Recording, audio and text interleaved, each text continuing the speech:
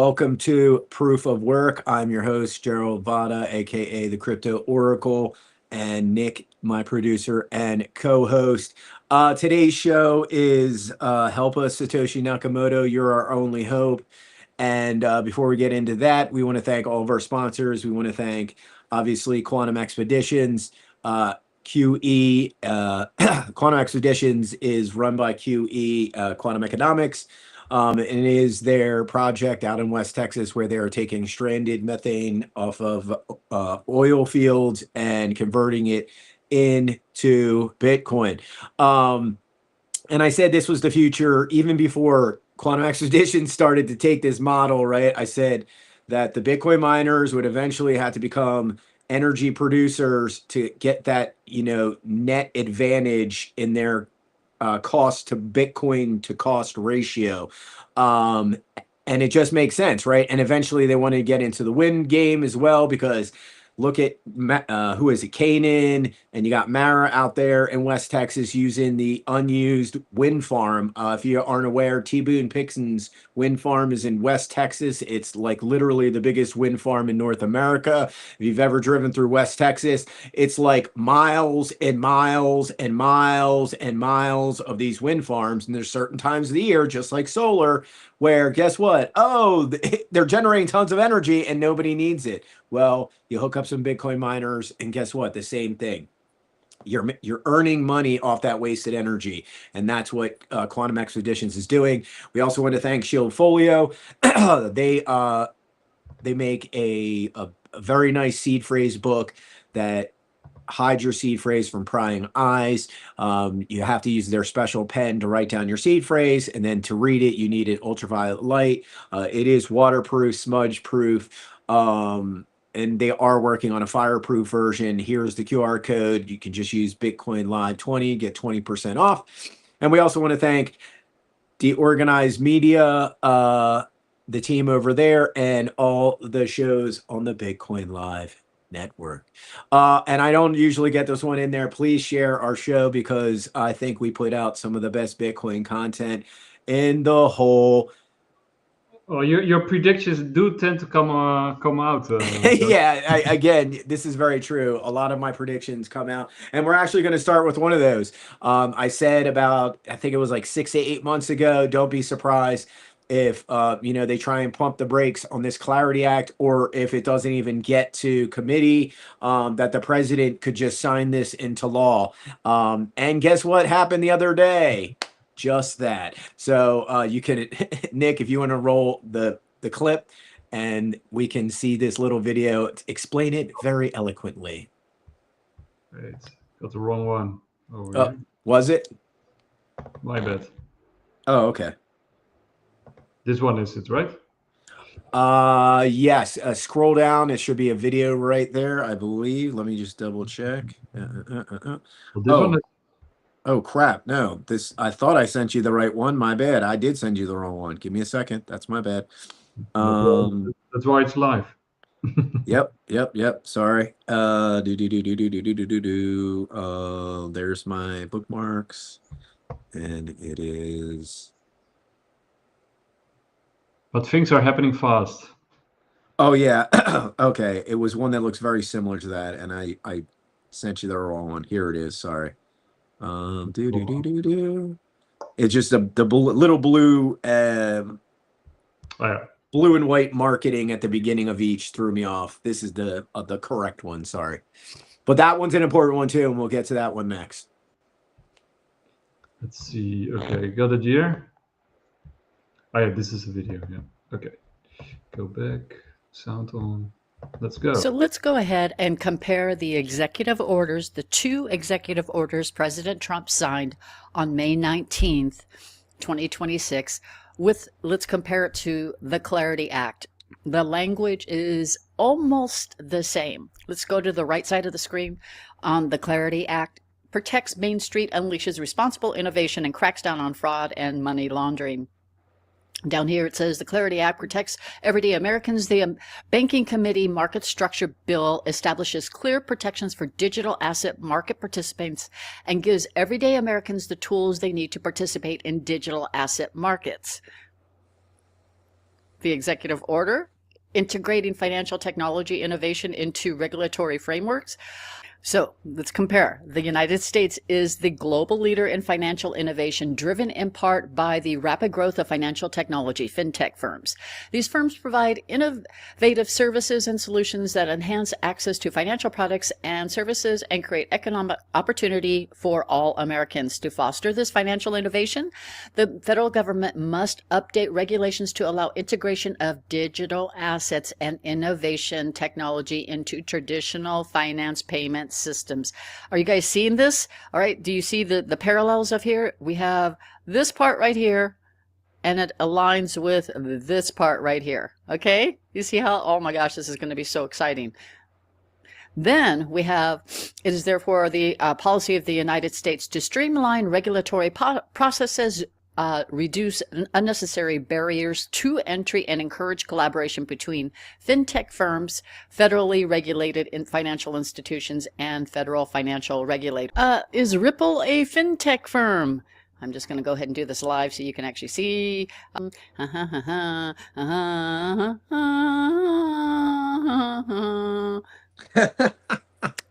Okay, it's a little slow. Financial technology, it says down there, but I want you to see the answer. Boom!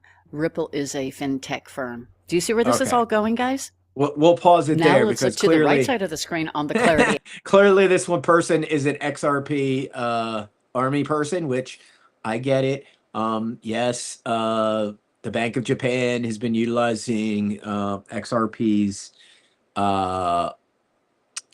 what is it, the XRPL for some time now. And there is, again, I always tell people the use case for XRP is instant on-demand liquidity, right? However, until the board divests from their position, I think it's a securities violation. Even though they won their case, that's just my personal opinion, and we'll just leave it at that because I don't want to get sidetracked on an XRPL securities violations discussion, because that's not what this episode is about today. And I could talk ad nauseum on that as well because I'm a nerd, obviously. So the next thing we're going to talk about is that, yeah, pull up that other story from the credit, I think it's the National Institute for Credit something, I forget. There's so much damn news this week. I'm like, holy crap, I'm lost because there's so much good stuff. Wow. And again, all signs point to everything going on in the Middle East is a big look this way. Just saying. We'll leave that at that. It was actually the one that you shared very first that was not a video. It was just like an article. And then, yes, play this guy's clip because this was exactly what I wanted to go to next. And I can just, if you can't find it. You need to remember this. Oh. I can't hear you. I think your mic's off. Yeah, I got the other one, the previous one, the first one. I got it lined up after this one, so we can go. Okay, yeah, fine. That's fine. Go ahead. This date, because this day will go down in history. April 21st, 2026. SEC Chairman Paul Atkins stands on the Economic Club of Washington. He gives a speech that the financial press should have had on the front page of all of America. But for some reason, it has no viewership. Look at the video. The video is literally unlisted. And it has 156 views. I get more views than that. What he calls the innovation exemption. In plain English, the SEC just said we're allowing tokenized stocks, okay? This means Apple, Tesla, NVIDIA can trade directly on DeFi protocols with no broker, no clearinghouse, no 3-day settlement, settled on chain in seconds. I actually want you to watch it. Look at this video and what he said. And we are on the cusp of releasing what I call an innovation exemption, which will provide market participants with a cabined framework to begin facilitating the trading of tokenized securities on chain in a compliant fashion as the Commission works towards long-term rules of the road. That sentence pretty much ended the 233 years of how American capital markets work, which, if you don't know, runs the entire world. American capital markets are the most important because of how the Federal Reserve operates. The Federal Reserve controls the printing of the money, and they control the money. The USD, the US dollar, is literally the world reserve currency. So obviously the capital markets in America are the most important. So basically what just happened is how the entire world operates with money just shifted with that one video that has 156 views. That's insane. It blows my mind. And I don't know how they do this. I don't know how they keep it so low key under the radar. I think it's because people just don't know finance. And so it's just easy for them to finesse these things without people comprehending what's going on. Yeah. So again, we're behind the scenes there. We're in this rapid transformation of the pipelines for how the world finance is operating, right? I know I'm not a huge ETH fanboy, but a lot of it's going to be on Ethereum. A lot of it's going to be on Bitcoin. It can be done on Ethereum, but we have to use zero knowledge proofs, right?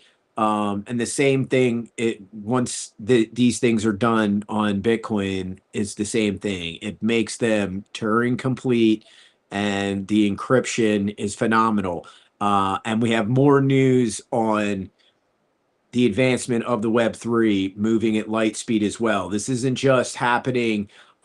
This is happening at multi tiers of the stack, right? From the policy all the way down to the devs, right? We're talking tons of stuff is happening, but let's get into this right here. The National Credit Union Administration proposed rules for permitted payment stablecoin issuer standards.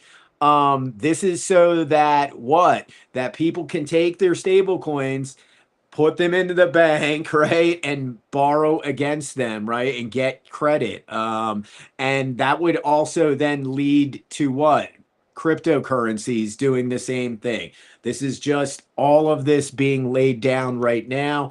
But this is phenomenal. Let's just read a little bit of the top of this article. This proposed rule supports my view that credit unions will face no disadvantage compared to other entities regarding standards.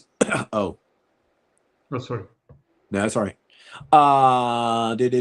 This means the U.S. government is actively building a legal framework for digital dollars inside the banking and credit union system. Why does this matter? Because for years, people laughed at blockchain, XRP stablecoins, Bitcoin, digital assets, etc. Now regulators are literally writing the rules for these banks and credit unions to use them. And again, even though I'm not a huge fan of stablecoins, they're literally 10x better than the phony digital dollars that we're using right now, right? And why is that? Because if Nick needed like $150 right now, if I send him $150 of Tether, whether it's on Ethereum or Tron or whatever, he's getting it in like 20 minutes, right? If I was to send Nick the same amount of money using MoneyGram or a wire transfer, it's going to take 2 to 4 weeks, guaranteed. This is a fact. And then if it's MoneyGram, they're taking 10%. And depending on your jurisdiction, do you live in the Netherlands? Yep. Yes. Do they take a cut of like MoneyGrams, wire transfers, stuff like that? They do take a cut. I sometimes use PayPal, and PayPal takes a cut on both ends. Yeah. So, and what's that? Like a couple percent? Like 1.2%? That's a lot. I think it's like 10% or something. It's oh my gosh. So, okay. So they take 10%. So they take 10% twice. So they're taking 20%. Yeah, something like that, or 5%. So I haven't really calculated it, but it's a lot. But again, now your people start to understand why crypto and Bitcoin are the future, because I can do this transaction peer to peer, and then people will say, well, I have Zelle, or I have this. It's again, that bank owns the keys to your Zelle account. It is totally different.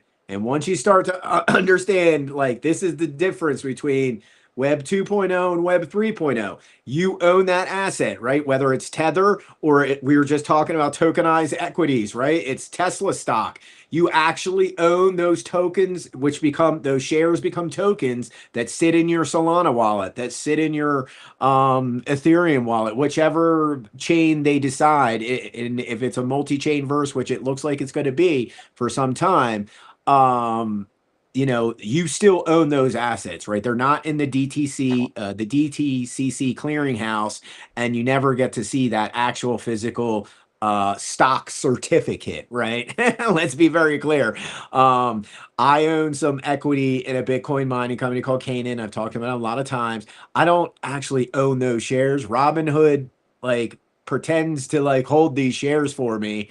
And it's, you know, even though it's legit, it's all could be poof, gone like that, because they own the keys to that wallet. They own the keys to everything that operates on that system. The Web3, except for the things that they give you the keys to, right? So now Robinhood has given you keys to your Bitcoin wallet, to your Ethereum wallet. Not every chain did they have uploaded yet. That's the other thing I tell people, to be very careful when you're buying these crypto assets on these exchanges. Like, that's why I trust Kraken. If they say they're selling you the asset, they've uploaded the chain, right? And they've actually run a node somewhere, and they actually have the asset, right? I don't know how many times I've gone on an exchange and they're like, oh, it's an IOU kind of deal. No, don't do that, right? That's not how this game works. If you're buying Bitcoin, you want to be able to take that Bitcoin off Coinbase, boom, put it into your wallet, right? That's the way this game is played. That's why this Web3 is, you control the assets, you control the data, right? You control the digital money, which the most valued is Bitcoin. It always will be. And that's what, you know, we're talking about today. Like, what's going on? Like, what's happening? Let me send you some other links. Like, this is just, again, it's mind-blowing how much stuff is going down in the Bitcoin universe as I we just, speak. I just checked, so because I haven't used it in a long time, but it's one time 5% if the sender is from the US, and then an additional 3.3 to 4% for the conversion spread. So it's let's say 10% 10% roughly. in total. Yeah. But still, that's 10%. You're sending $100, it's $10. You're sending $1,000, it's $100. Yeah, it's a lot. So it's like, it's a lot of money, man. It's still a lot of money. And Bitcoin, especially if it's a lightning payment, right? You're talking pennies on a dollar, right? If it's and this is another reason Litecoin becomes important, right? Because there's people that, let's be very clear, right? There are people in the world that will not use an Apple phone or computer because they hate Steve Jobs, or they hate Apple because they think Apple's evil, whatever the case may be. The same thing will apply to Bitcoin, right? There will always be that cadre of people that just hate it so much. Just like there's people that don't like gold, that are anti-gold people, right? They're very few and far between, but they exist, right? Like, oh, that's stupid. Why would I use this gold's crap? It's the same thing with the anti-Bitcoin crowd. There will always be people that won't want to use it, and they will go to Ethereum or they are Litecoin. in one of the two camps, right? Either there's some Bitcoin people who are anti-gold, and some people in gold who are anti-Bitcoin, right? So there's Oh yeah, they exist. There's all these tribes that will like. That's the one thing that people don't realize. The tribalism that exists in the cryptoverse will get bigger, and then I think it will shrink, right? Because there's just too many people that like what they like, right? Whether they're XRP Army, as we were talking about earlier, they're ETH heads, they're Bitcoin maxis, Doge maxis, whatever. I'm of the opinion of our show, right? Like, if it's a proof of work model, I'm interested, because it's trying to obey the laws of thermodynamics built around some type of cryptographic base layer, right? Yep. And if that's the case, then it's smarter money than we've been using for the last 1,000 years. That's just a fact. Like, you can hate on Dogecoin all you want, but I tell people, if you would have seen what Dogecoin was built, even though it was built as a joke, and you ran the numbers, if you would have bought it at 0.005 cents and stacked like a G, you made $100,000, right? Yeah. I'm just saying. Guess what? The dollar hasn't done that ever, right? Gold. Yeah, the dollar goes the other way, and the only way to do that with gold is you would have probably had to buy gold in like the 40s and hold it for 70 years, right? Like, good luck. Here, let's there's a few more I mean, a whole bunch I want to get into today. This is one. Let's see. Yeah, let's get into this one right here. This is, again, listen to what's said in this one. Yeah. Okay, here we go. Yes. Yeah, I saw it come by yesterday. That one is cool. I mean, again, it's just, it's multi-levels of the stack are exploding, right? It's not just one level, and that's what's blowing my mind this week throughout the space. And it's why Bitcoin is far superior to saving the human race than AI. AI is, again, we'll talk about that after we watch a few more videos. Chamber founder and chairman Perry-Ann Boring on this. Great to see you, Perry-Ann. Thanks so much for being here and weighing in here. What is your take on the Clarity Act and where this goes? Do you believe that if, in fact, the crypto platforms do ultimately have the right to pay rewards, people will take money out of their traditional bank accounts and put them in crypto platforms? Well, I mean, we're not seeing that right now. You can get yield on digital asset deposits at all sorts of companies in the U.S. today. These are regulated businesses, so the reality doesn't match up with the talking points that are being used to slow down the bill. I've really called this stage of digital asset adoption as the mask off phase. The banks have taken their mask off and their gloves off, and they've really come out very forward-facing against the bill, and they really are the last standout in terms of the group of organizations who have yet to adopt this technology, but it's coming. You can't hold back innovation. You can't put the toothpaste back in the tube. The technology is out there. It's going to strengthen the banking system. They're just being very slow and apprehensive to adopt it. Mm-hmm. So Perry-Ann, tell us how you think digital assets changes financial services going forward. What are your use cases? Where do you think this industry is going?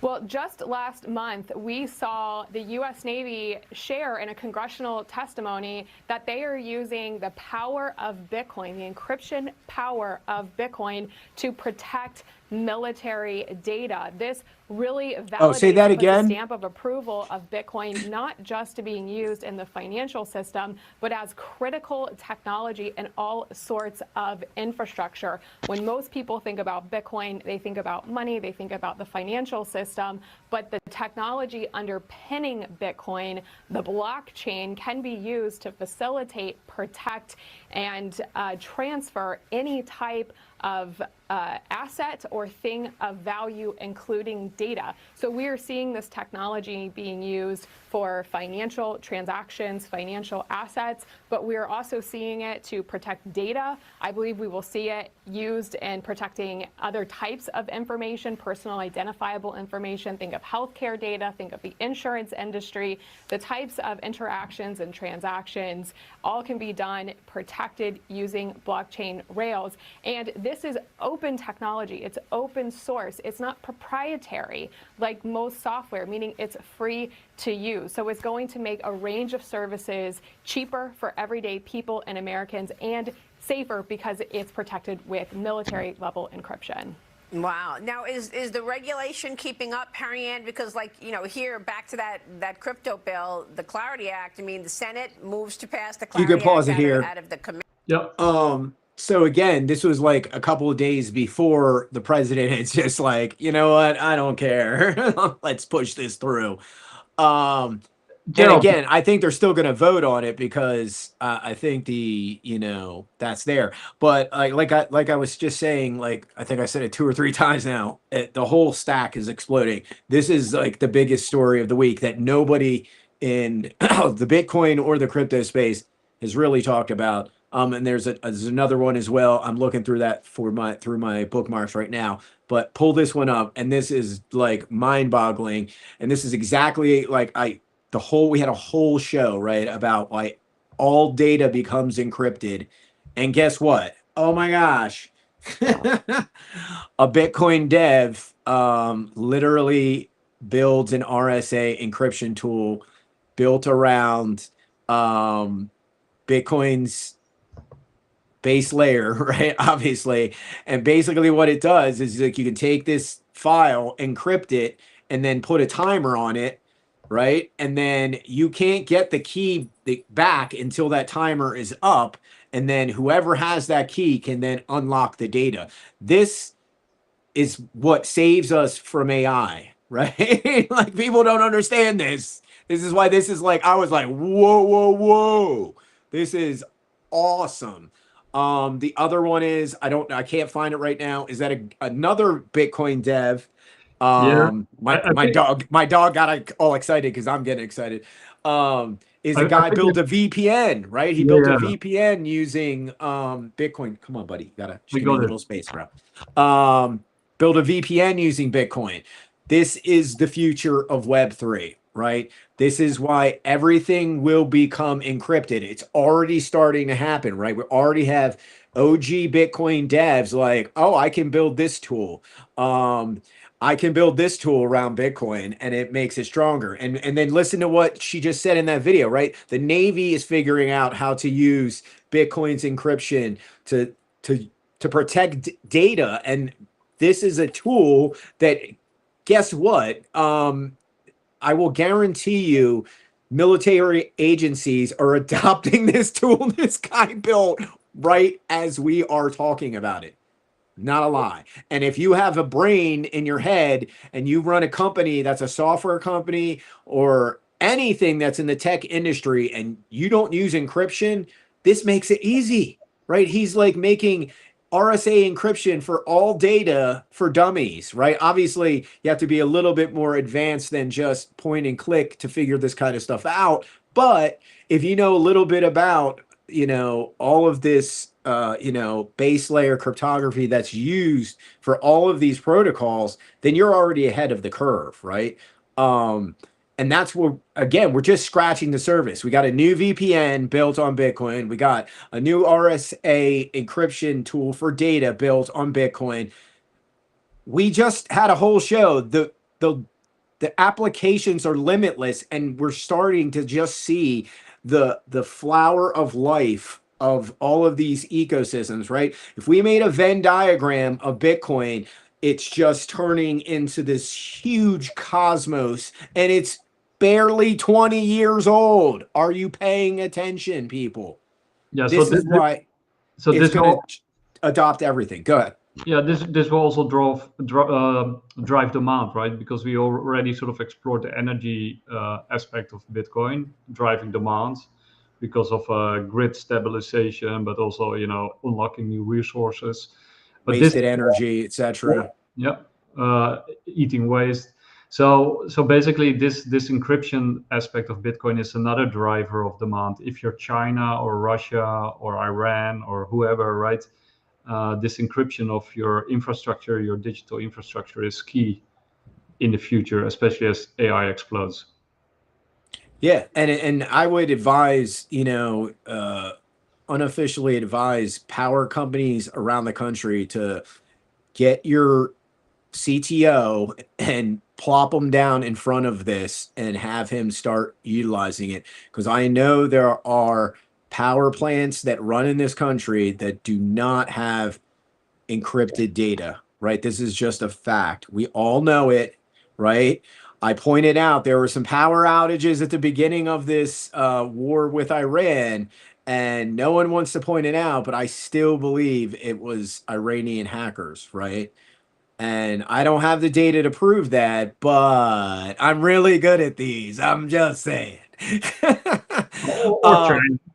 Or China. It could have been China as well, but it was just too within like hours of attacks from us. There was multiple, and they did hack. And this is based off already evidence. They did hack into several companies in the U.S. I forget the name of the one. I think it was an insurance company, if not a health insurance company, if I'm not mistaken. In March or April, the end of March, or it was the middle of April, I forget.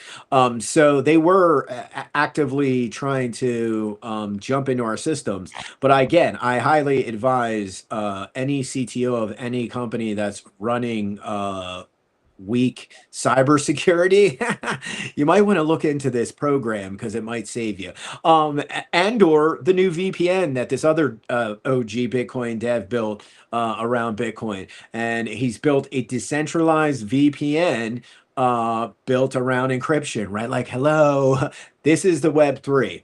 Everything will be encrypted, because if it's not, all of this free roaming AI will attack it just because it can, right? You have to realize, and that's perfect segue into what I wanted to discuss next. And we talked about this multitude of times on the show. Why Bitcoin is far superior. And there's just a couple of videos getting into this. This is the first one. And it's with Mr. Wonderful and Tucker Carlson talking about the AI data center game. And we'll watch that video.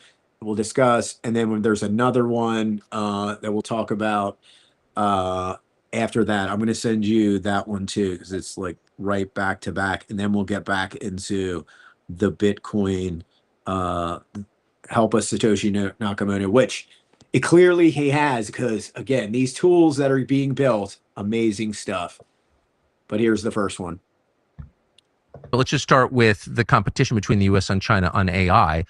If data centers are the key to AI, why has China built so few of them?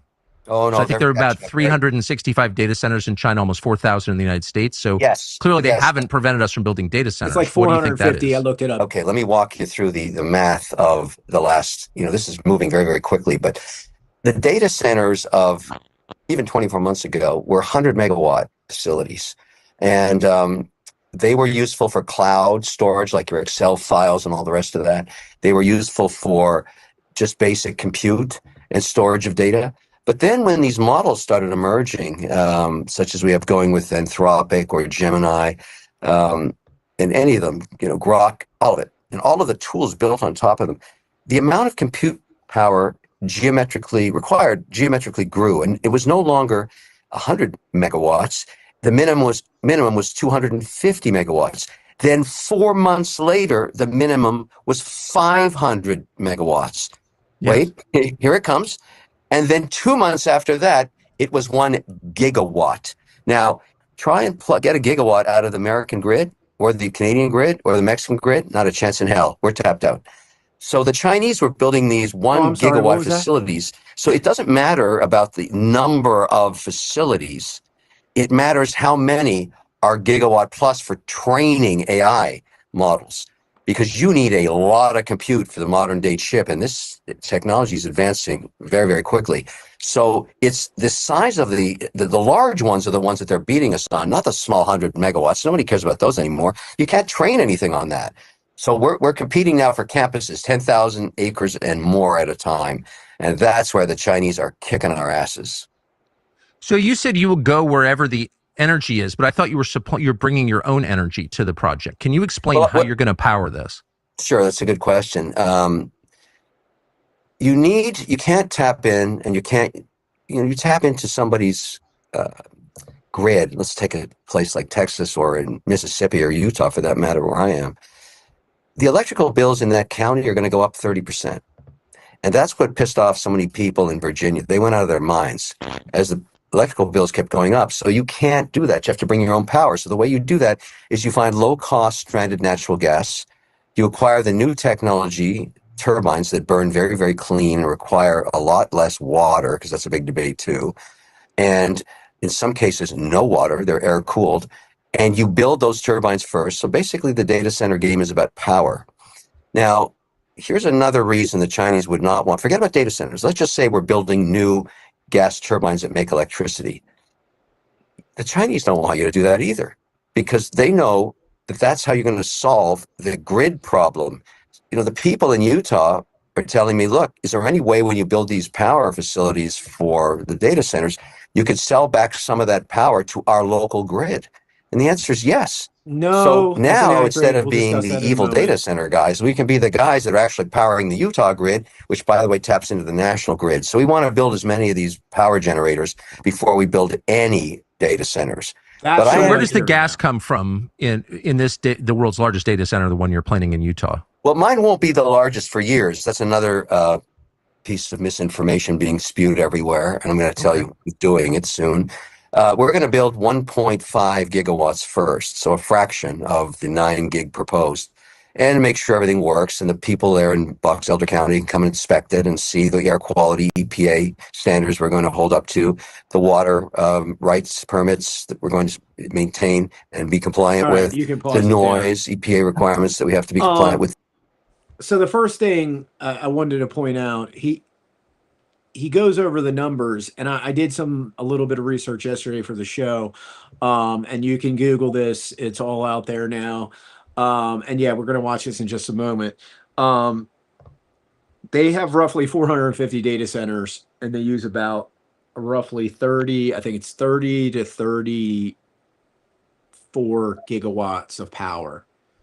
The United States has 4,500 data centers and uses about 55 gigawatts of power. So no, something isn't mathing, right? Sorry to break your, he's a smart guy. Mr. Wonderful is a real smart guy, but there's something's not mathing up, right? And I've renamed AI. I'm sorry, I had to do it. I'm sick of everyone calling it intelligent. It's not intelligence, right? It's just pulling data and regurgitating data, right? These large language models, I mean, that's a fancy name for them, but that's not what they are. They're digital automation tools. That's what they are, right? And I'll give you a perfect example of why it's not artificial intelligence, right? If I show a picture of it, and this is a real life example of me driving home from work every day, from my fiat mining job, right? And the cool part is I only live like 2 miles away, so it's a really short commute, which is awesome. Thank you, Lord, in the name of the Father, Son, and the Holy Spirit. So I'm driving home, I think it was like Tuesday, and I think it's like Tuesday, Wednesday, Thursday, I think they have baseball games at the school I drive past, right? So I see a baseball sitting in the middle of the road, like almost like between the two yellow lines, like literally it's just sitting there. And I look to my right and I see a game going on. Now, if I showed it AI, the picture of the baseball in the road, it would say there's a baseball in a street or there's a baseball in the road, right? That's 100% what it would say. Now, if I ask even a 3-year-old, maybe not a 3-year-old, let's go with 6 to 10, somewhere in there. The same question. What do you see right there? Oh, I see a baseball in the road. It was probably a home run from a kid or a foul ball, right? That's intelligence. You're taking the data, using spatial cues, analyzing the frame of reference, right?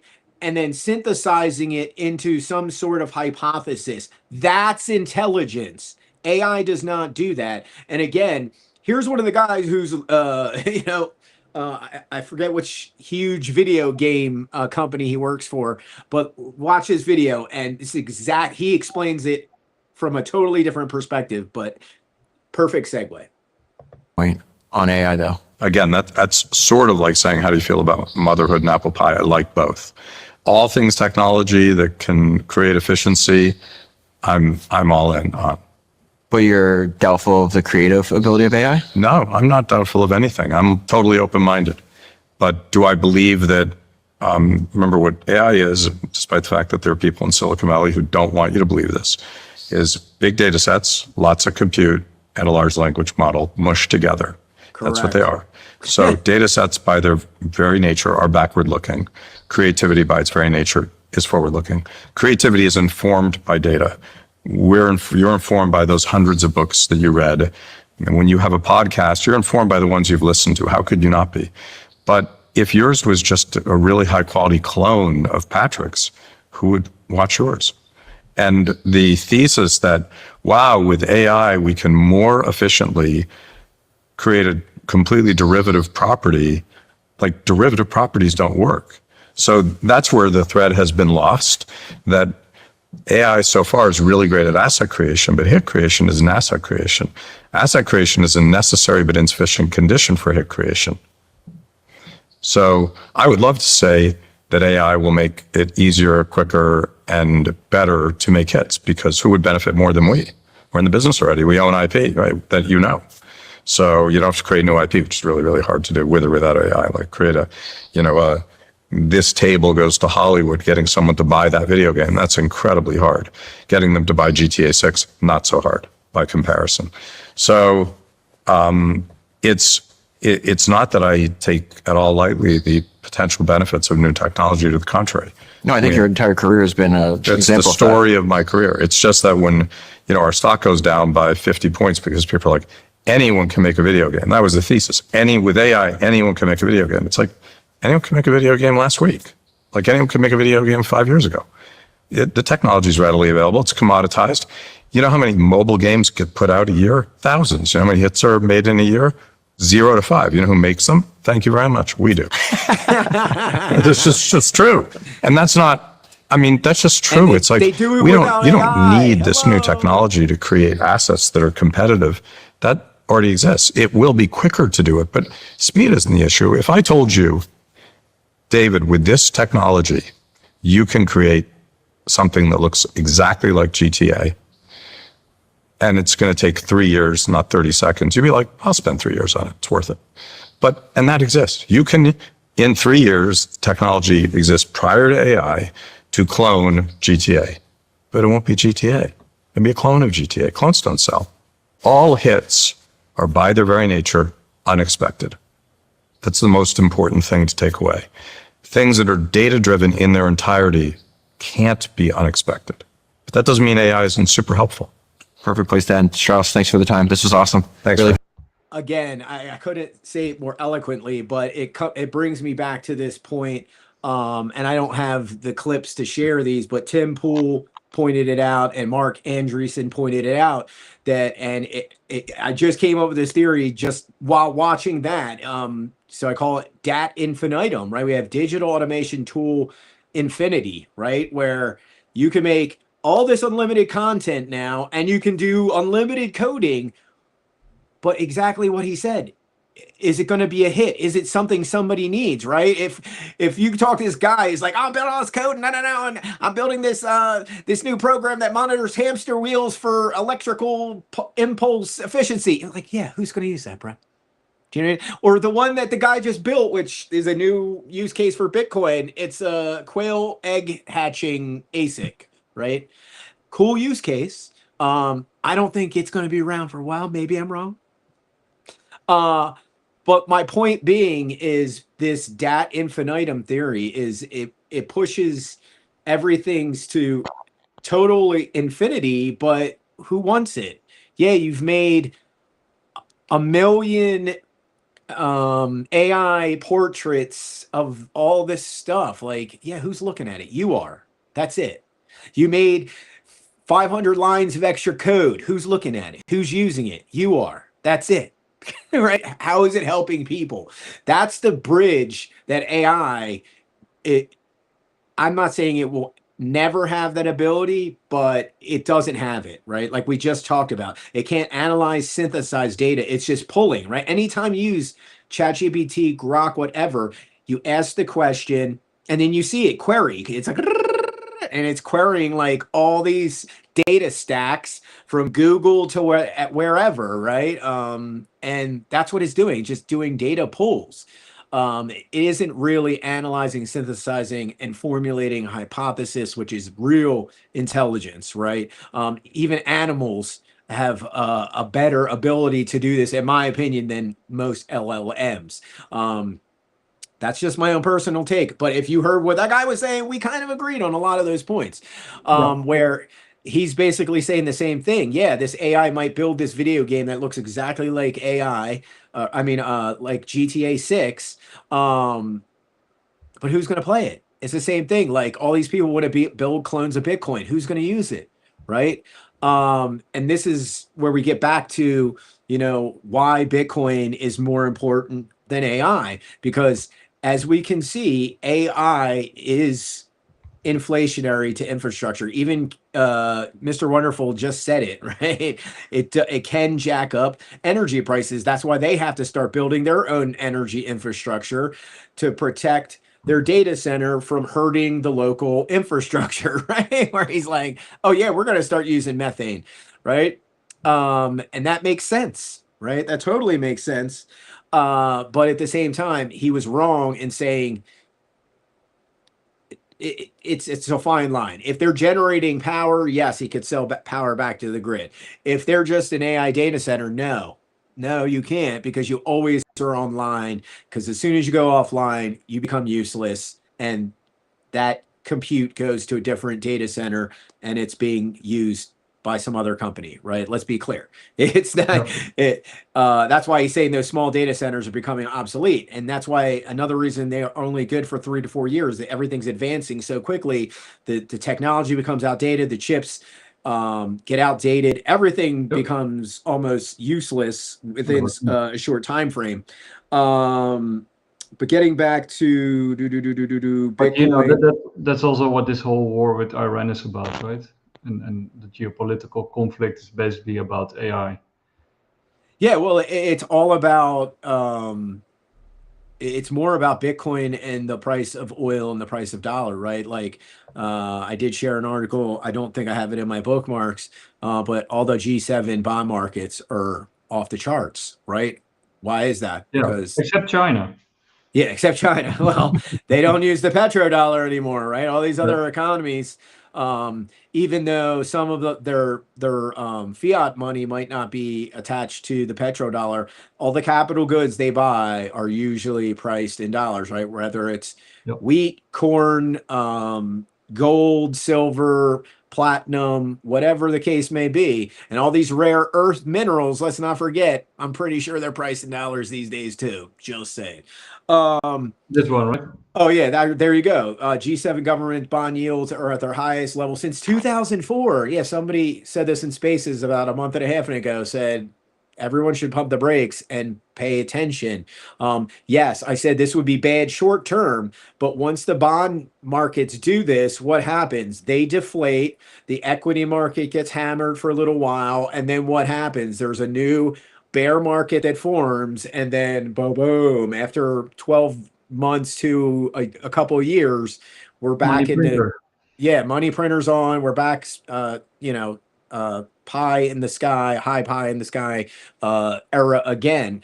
But yeah, this is not good short term, but if we are flipping the switch into this new economy that's more collateralized than the last economy, that's another thing people don't point out, right? Like on the old rails, we were 10% collateralized. On the new system, it's going to be, I think, closer to 50+% collateralization. It makes it makes all these markets much more stable and solid, because if there is like one of these internal problems or collapses or hacks or whatever, there's still a lot of actual funds that are preserved. Now, the next thing we want to see is like big moves from the FDIC. We haven't seen that just yet, but I'm looking forward to that news coming out, I would think, in the next few weeks or few months, because they have to get behind this. If the credit unions, the National Credit Union Administration, the banks, all of these people are going to say they're going to start holding crypto, especially Bitcoin, it has to be FDIC backed. And I know that's going to be coming out sooner than later. Let me get back into my bookmarks, because there's a whole bunch of, like I said, crazy things that are happening in this space. And and why Bitcoin, again, is far superior to helping the human civilization over the next 50 to 100 years than AI is. Like, I think AI data centers, eventually they become much smaller, like the ENIAC, right? Everyone remembers the first supercomputer in the University of Chicago, I believe, or the University of Illinois. I forget which one it was. I think it was Chicago. ENIAC was like literally it was like almost like a half of a square block of the whole, like the street. It was massive, right? Just to do these simple computations. Now that, these things can do, right? Like at light speed.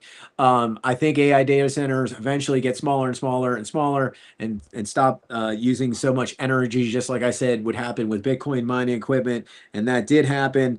But the other thing that makes Bitcoin far superior to AI is it's not just deflationary towards energy infrastructure, it's deflationary towards every other economic circle that exists in the world, because it just is. Anyway, this is we've talked about this many times, but here's Jack Mahler's short little video explaining how Bitcoin is deflationary for real estate. Here we go. Got it. Is going to demonetize real estate. A house is not supposed to be a savings account. It's not supposed to be what you exchange your effort and labor for.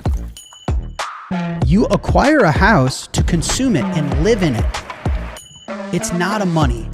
Unfortunately, because the world has been robbed of money, robbed of the market good that they're supposed to save and exchange in, and that market good has been manipulated and debased and controlled, people have had to resort to things like real estate as money. And so real estate is distorted. It's artificially expensive. And so Bitcoin will dematerialize that for all of the money that's in real estate, not to consume it, but rather to save in it. That money will go to Bitcoin over time. And what that will do is it will drive the Bitcoin price up, and it will drive the real estate prices down. Guys, when I got into Bitcoin, my dream house was 100,000 Bitcoins.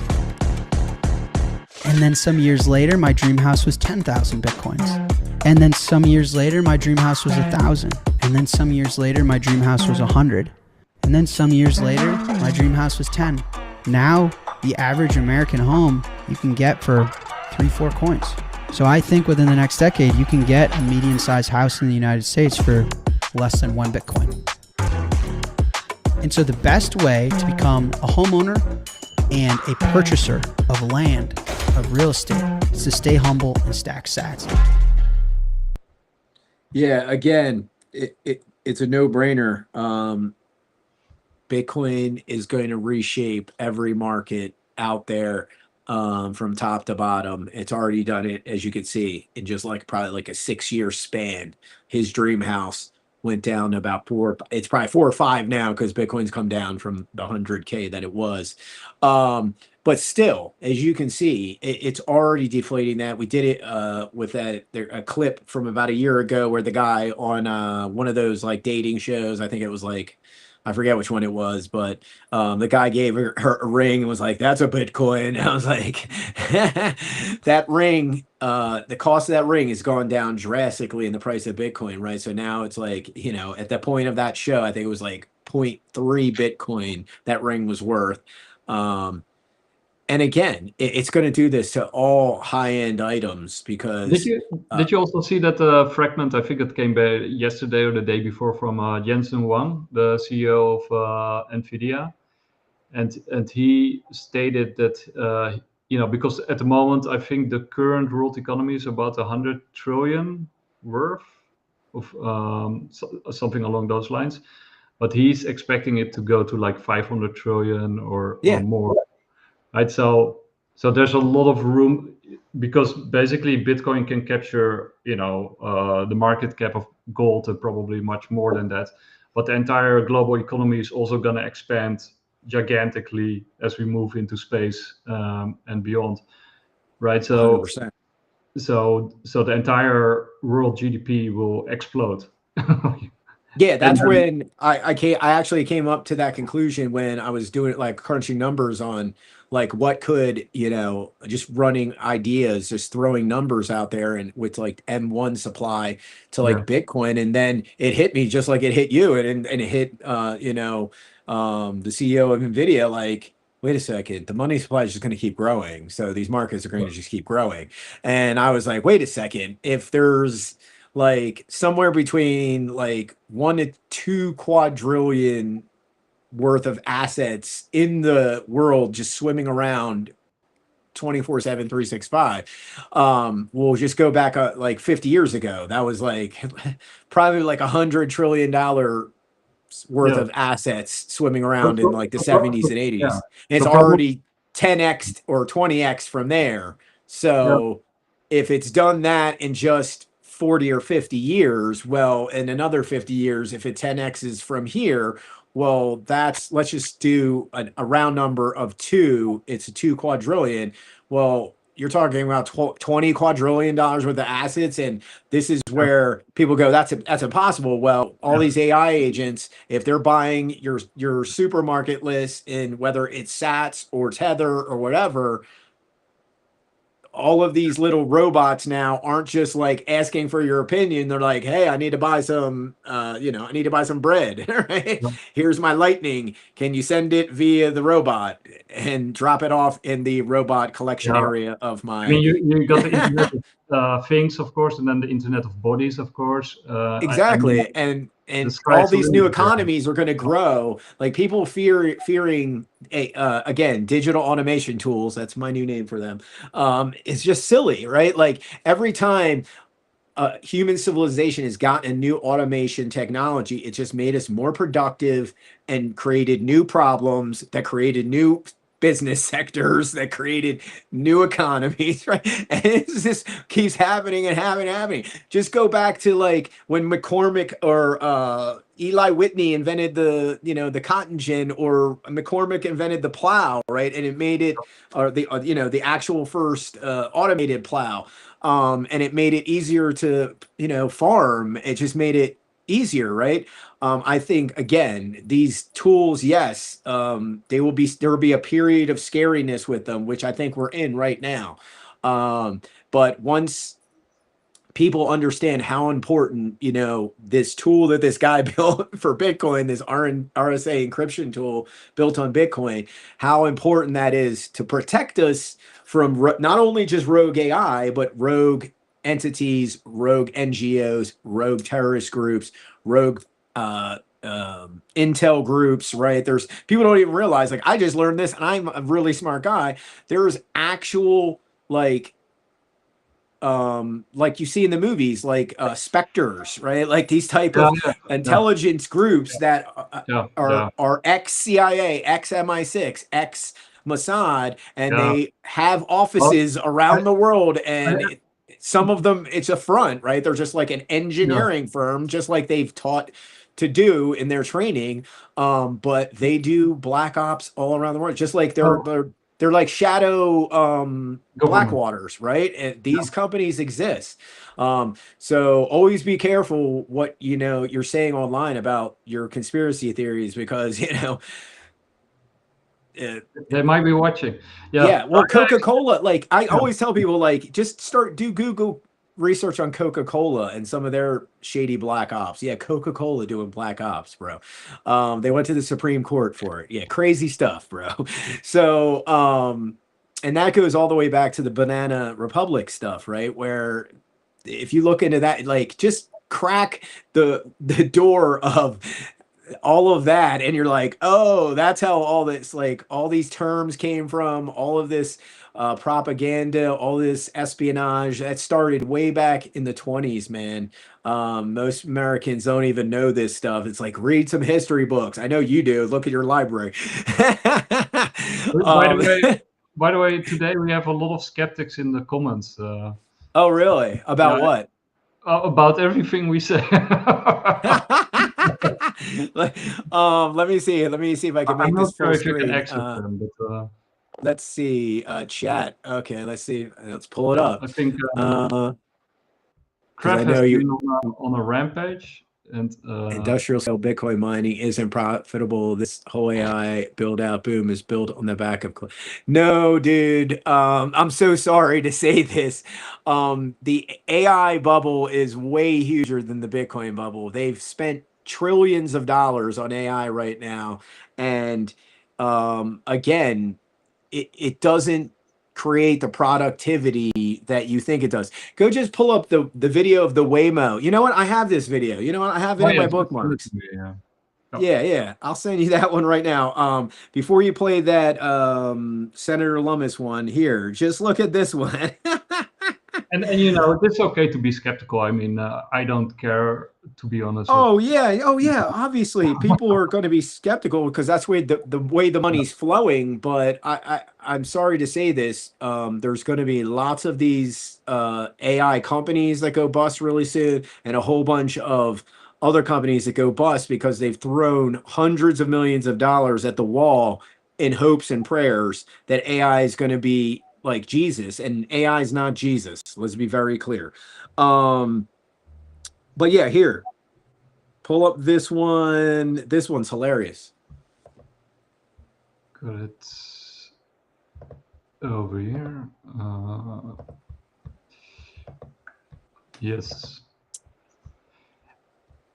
And by the way, for the skeptics who are listening to us, you can join the QE spaces, and then you can just converse with people from the space directly. They will answer all your questions easily. To not take a driverless car, because tell me why. I just booked a Waymo from the airport to my house. I live 7 to 10 minutes away from the airport. 10 minutes if there's traffic. I am very close to the airport, and I booked this Waymo, and it wouldn't give me a time estimate for some reason, but I never thought anything of it because in the past I've always used this before, or I've used Uber. It's pretty quick and efficient. I get off the plane, get my bag, go to the pickup area, get in the car, take off, get home, whatever. I get in the car and I hit start, and it says 45 minutes till drop off. And I was like, there's no way, this has got to be like a bug, right? It starts driving me in the direction of my house, which I think is normal. And then it does a U-turn, goes the opposite direction south for 15 minutes, does a little loop through this like parking lot area, and then turns back around north and heads in the direction of my house. I'm still 29 minutes away from my house. And I contacted support and I said, hey, don't know what's going on. Is there any way to reroute this? Is there anything they ask them to cancel it and call this an Uber? This is kind of crazy. Like, I live 7 minutes from the airport. It's telling me 40 minutes till it gets me home. And when you book one of these cars, if you cancel it, then you lose your money. And thankfully she was like, oh, like you can, have it pulled over and you can get out and take an Uber if you want. We'll go ahead and refund you. But I'm like, dog, what are we doing here? Because now I'm freaking in the middle of like a highway area. There's nowhere to pull over here. I'll have to wait till I even get all the way up there, then call an Uber and then jump in one. I'm like, bro, this is crazy. You're telling me another 28 minutes just chilling in this thing. Dog. Yeah. And this is just one example. There's another video that went around last week that was viral where Waymo's AI is started using some of these people's cul-de-sacs as staging areas. So like they like literally like 40 Waymo are coming to these people's like neighborhoods at like 4 o'clock in the morning, and then they're trying to leave at work like 7, 8, 9.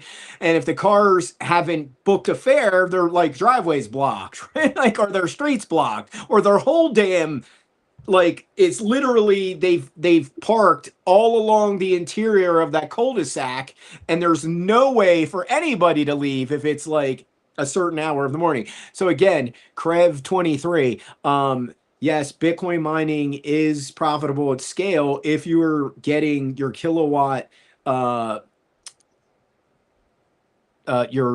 per kilowatt hour down to less than like 0.03 cents. If you can do that, you're, I think, earning roughly, it takes about 20 to 30K to mine a Bitcoin, somewhere in there. And if you're in parts of the world like Iran, you can mine a Bitcoin for like $1,500, bro. So Yeah. you have to understand there's multiple jurisdictions around the world where Bitcoin mining is very inexpensive, and the arbitrage on the other side, if you're in Iran, El Salvador, Paraguay, the upside arbitrage is insane. That's why when I said these smaller countries that have all this extra hydro will start to become G20 countries, it will happen. I'm sorry, these are facts. But yeah, roll this clip, and there was a lot more to get to, but I know we're running short on time. But this one by Senator Lummis is great, and then I think we'll wrap it up today.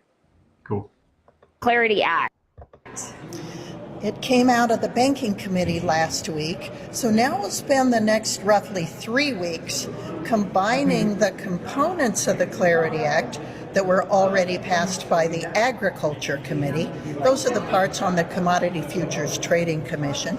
The ethics part will have to be blessed by the committee that deals with ethics, and that would be the Homeland Security Committee, and of course the Banking Committee work. Then if there are any technical changes, which we expect there to be, to the Genius Act, we will probably add those. So it's going to take us 3 weeks to pull it all together, and then after that we'll begin to make sure that we've got the votes to get cloture before we go to the majority leader, John Thune, and ask him for time on the agenda, because time on the agenda is getting more and more precious every day, and we don't want to waste his time with something that we can't get passed. So we might be looking closer to July, just based on the legislative schedule. That sounds reasonable. Excellent. July is, I think, the more likely of the 2 months, as between June and July. Great. Thank you so much for the Yeah, so again, all signs point to that the Bitcoin and crypto economy is about to flourish over the next 6 to 12 months as multiple family offices, multiple large firms out there, like we saw in the last couple of weeks from Morgan Stanley, Charles Schwab, they're all throwing their hat into the game. Japan's about to launch their own Bitcoin ETFs, and they just announced starting June 1st, their banks will accept stable coins for payments, and they will be allowed to be used almost countrywide within a couple of months. That's huge. So if you don't think the crypto economy is real, it's about to slap you hard in the face, and you better wake up. Don't be one of these people that, when I used to work in technology customer service, and they would call me up and be like, how do I attach a picture to a text? And I don't want to laugh at them because it's rude and that's not, it's not professional, but we can laugh here but this happened on a daily basis, right? Multiple times. You don't want to be that person. I don't know how to send a Lightning transaction, right? I don't know how to do a Bitcoin transaction on L1 or L2.